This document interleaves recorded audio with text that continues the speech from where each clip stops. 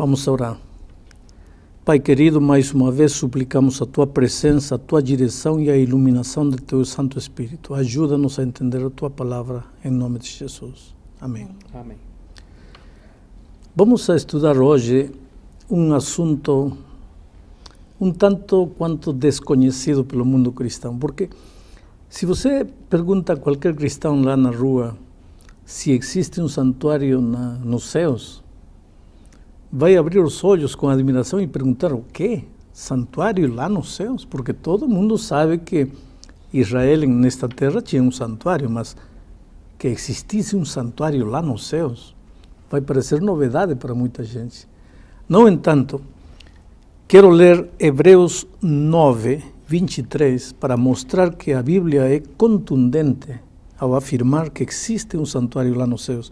Diz assim: era necessário, portanto, que as figuras das coisas que se acham nos céus, versículo 24, porque Cristo não entrou em santuário feito por mãos, figura do verdadeiro, porém no mesmo céu, para comparecer agora por nós diante de Deus.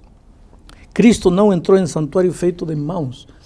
O santuário de Israel nesta terra foi um santuário feito por mãos humanas. Mas Cristo não entrou neste santuário feito por mãos humanas. Cristo entrou num outro santuário, no santuário verdadeiro. Diz, entrou no santuário celestial, no santuário dos céus, para comparecer agora por nós diante do Pai, para interceder por nós diante do Pai.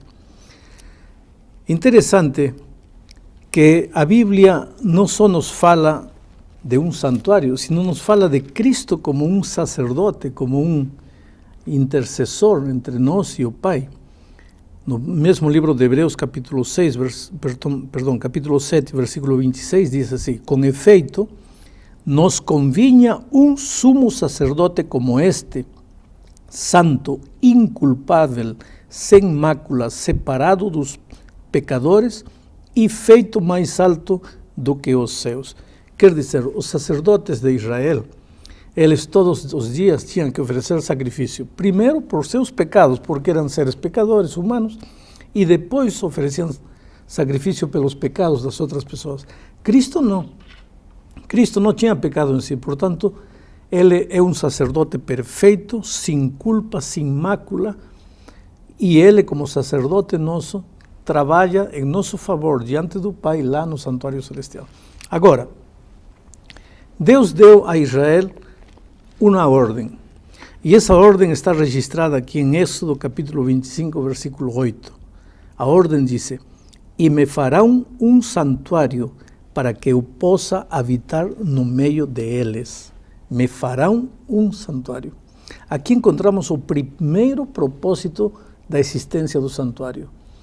Deus é um Deus que quer ter um relacionamento pessoal com seus filhos, com suas criaturas. Deus não quer ser um Deus alheio, distante. Ele quer chegar perto, quer chegar próximo, quer estar em meio das suas criaturas. Queria estar em meio do povo de Israel e por isso disse: far-me-ão um santuário e eu habitarei em meio deles. Agora, de que maneira, de que forma seria esse santuário? No mesmo capítulo 25 de Êxodo, no versículo 40, Deus dá a instrução a Moisés, diz: vê, pois, que tudo faças segundo o modelo que te foi mostrado no monte. Quer dizer, no Monte Sinai, Deus mostrou para Moisés o santuário celestial, aquele santuário que não foi feito com mãos humanas, e deu-lhe a ordem: far-me-ão um santuário nesta terra, mas vão a seguir as instruções que estou te dando, vão a seguir o modelo que estou te mostrando. Então Moisés transmitiu o modelo para os construtores aqui na terra, e os israelitas, pois, prepararam o santuário celestial, onde Deus mostrava seu plano de salvação para o ser humano. E aqui vem o segundo propósito do santuário. Porque o primeiro propósito do santuário é: Deus quer morar entre suas criaturas, entre seus filhos. Por isso, há um santuário. Segundo propósito do santuário: Deus quer mostrar de maneira prática o plano da salvação para seus filhos. Por isso, os israelitas, cada dia, quando iam levando um cordeiro, e o sacerdote sacrificava o cordeiro, e o sangue do cordeirinho molhava o chão, o israelita tinha que ter em mente que a sua salvação não dependia desse cordeiro, mas que esse cordeiro simbolizava o cordeiro de Deus que um dia seria sacrificado na cruz do Calvário, seu sangue seria derramado na cruz do Calvário. Por que sangue? Sabe, porque aqui o próprio autor de Hebreus, no capítulo 9, versículo 22, diz: com efeito, quase todas as coisas, segundo a lei, se purificam com sangue, e sem derramamento de sangue não há remissão de pecado. Então, para haver perdão, para haver remissão de pecado, tinha que derramar-se sangue. Mas para que o israelita entendesse que o preço de seu pecado era o derramamento de sangue, eles tinham que sacrificar um cordeirinho. Mas esse cordeirinho era apenas um símbolo do verdadeiro Cordeiro de Deus que um dia derramaria seu sangue. Então, todo o plano de salvação está ilustrado no santuário, nos móveis, na mesa, nos pães, nos candelabros. Tudo tem de alguma coisa que ver com a explicação do plano do santuário que Deus quer que nós, como seres humanos, o plano de salvação, que Ele quer que nós entendamos. Pastor, a sua explicação foi bem clara a respeito da história, do porquê do santuário ali do povo de Israel, que é a história, passado. E também ficou bem claro aí em Hebreus que tem um santuário no céu. Agora então vem a minha inquietação. Mas para quê? Por que um santuário no céu? Quando Deus pediu a Israel que construísse um santuário nesta terra, disse: me fará um santuário e eu habitarei. O primeiro propósito, enfatizei na introdução, que Deus quer morar entre seus filhos. Agora, tem uma coisa interessante, está registrada aqui no primeiro livro dos Reis, capítulo 8, versículo 26, quando Salomão está dedicando o templo que construiu para Deus. Ele diz assim: agora, pois, ó Deus de Israel, cumpra-se a tua palavra que disseste a teu servo Davi, meu pai. E o versículo 27 diz: mas, de fato, habitaria Deus na terra? Eis que os céus, e até o céu dos céus, não te podem conter, quanto menos esta casa que eu edifiquei. Quer dizer, o que Salomão está dizendo aqui é interessante. Veja, Deus não está limitado nem pelo tempo nem pelo espaço, está por cima de tudo isso. Deus é espiritual e eterno.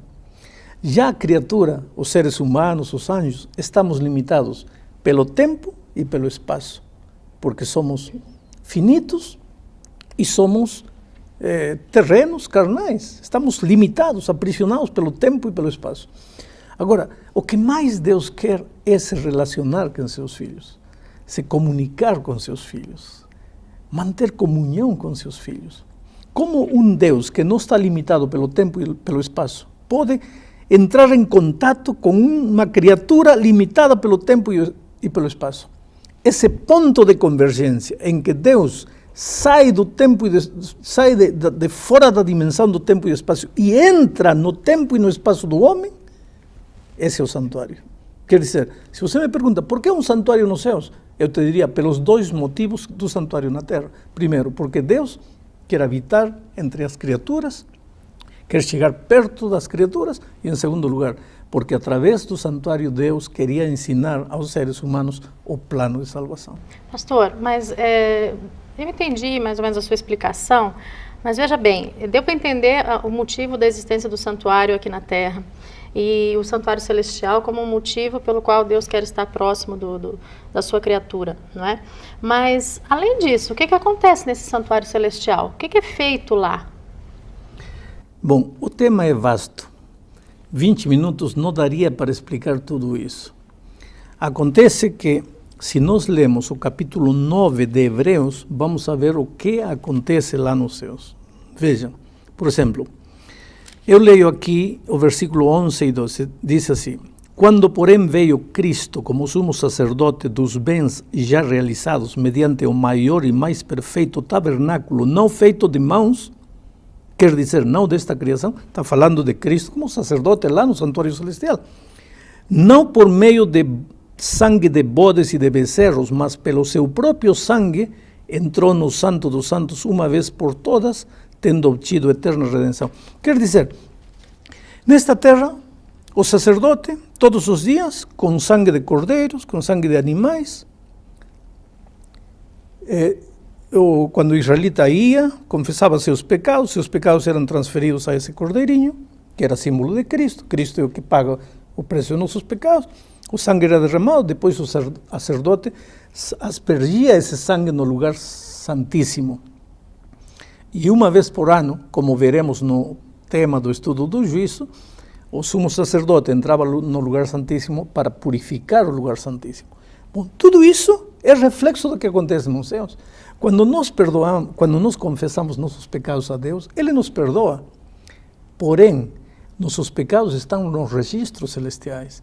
E assim como o sumo sacerdote entrava uma vez por ano para purificar o lugar santíssimo no santuário terrenal, lá nos céus, de acordo com a palavra de Deus, também o sacerdote entrará uma vez definitivamente. Nesta terra era uma vez cada ano, lá nos céus, uma única vez, para Cristo purificar o santuário celestial de todos os pecados. Mas, pastor, da humanidade. Com essa sua explicação, você me faz questionar mais uma vez a necessidade da existência do santuário celestial, né? Porque se ele existe também como um arquivo, um registro, né, dos nossos pecados, enfim, Deus não é onipotente, onisciente, onipresente, Ele não sabe todas as coisas, não é? Para que esse registro dos nossos pecados no céu?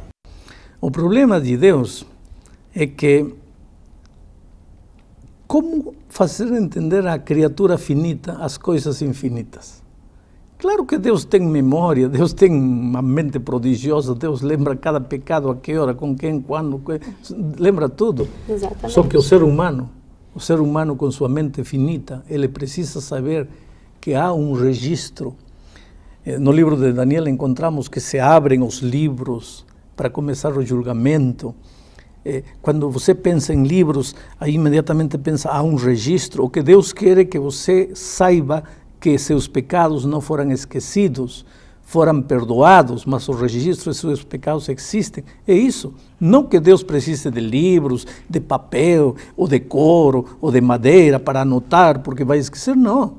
Deus está querendo explicar, está querendo adaptar sua sabedoria humana, sua sabedoria divina, seus conceitos divinos, à compreensão frágil, pequena do ser humano.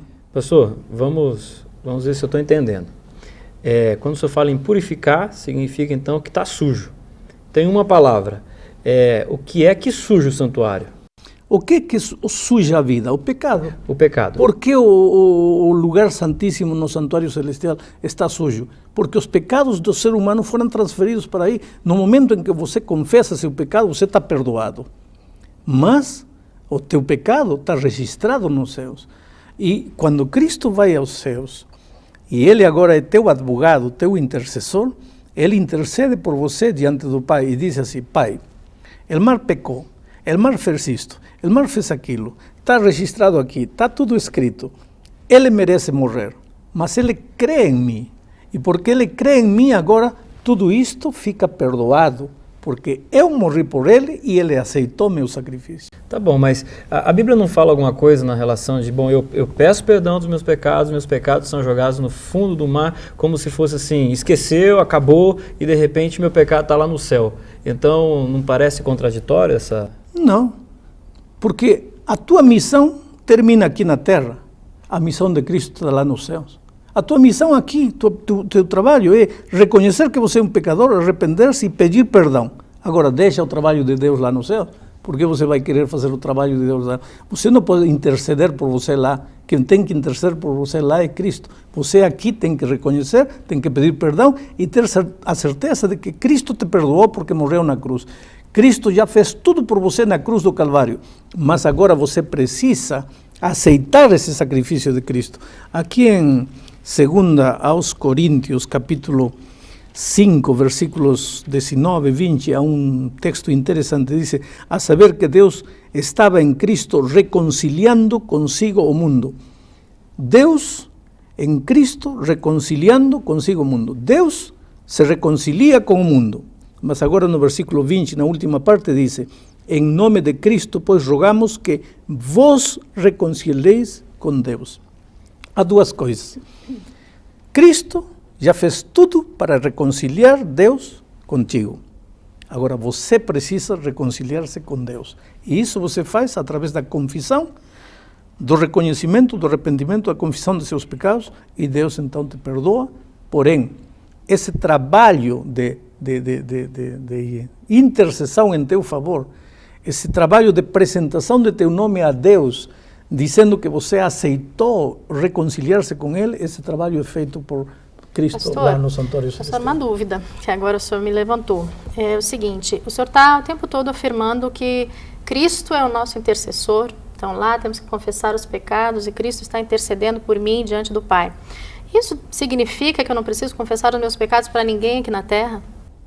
Não, aqui na Terra precisa confessar os seus pecados a Deus, não a um ser humano. Nenhum ser humano tem Pastor, capacidade... um padre, um líder religioso? Absolutamente. Nenhum ser humano tem capacidade de perdoar você, porque nenhum ser humano é isento de pecado. A Bíblia diz que todos pecamos e estamos destituídos da graça de Deus, da glória de Deus. Não há pecador nem sequer um, não há justo nem sequer um. Todos nascemos em pecado fomos concebidos. Portanto, como eu posso te perdoar, ou posso te liberar dos teus pecados? Você tem que confessar a Deus, é Ele que te perdoa. E é Jesus que intercede por você lá no reino dos céus. Paulo, escrevendo a Timóteo, disse que só temos um intercessor entre Deus e os homens, e é Jesus Cristo, homem, não nenhum ser humano. Agora, pastor, eu confesso meus pecados, né, e Jesus está intercedendo por mim. E agora o meu pecado maculou o santuário, ele está sujo. E quando que esse santuário do céu, então, ele será purificado? Esse é o tema que vamos estudar na lição, quando estudemos o tema do juízo. Assim como o sacerdote nesta terra entrava uma vez por ano para purificar o lugar santíssimo do santuário desta terra, levando sangue de animais, é necessário que lá nos céus, uma única vez, o Senhor Jesus Cristo entre no santuário para purificar o santuário. Aqui está escrito, eu vou te ler isso, veja. É necessário, portanto, que as figuras das coisas que se acham nos céus se purificassem. É decir, quem disse que tem que se purificar lá nos céus? Não sou eu. É a Bíblia. Diz, era necessário, portanto, que as figuras das coisas que se acham nos céus se purificassem com tais sacrifícios. Mas as próprias coisas celestiais devem ser purificadas com sacrifício a eles superiores. Que sacrifício? O sangue maravilhoso de Cristo. Diz assim, nem ainda, diz o versículo 26, ora, neste caso seria necessário que Jesus tivesse sofrido muitas vezes desde a fundação do mundo. Agora, porém, ao se cumprirem os tempos, se manifestou uma única vez por todas para aniquilar pelo sacrifício de si mesmo o pecado de todos nós. Está claro que Cristo entrará no santuário celestial para interceder definitivamente por nós e apagar nossos pecados. Pastor, mais uma dúvida, com relação a hoje, o dia de hoje, né? No passado, Deus, então, pediu que o seu povo tivesse um santuário semelhante ao santuário celestial. Por que hoje a gente não precisa também preservar esse tipo de simbolismo? Porque o povo de Israel precisava de um santuário nesta terra, de sacrifícios, de cerimônias, tudo, porque tudo isto simbolizava o Cristo que ia vir. Mas Cristo, para Israel, Cristo ia vir.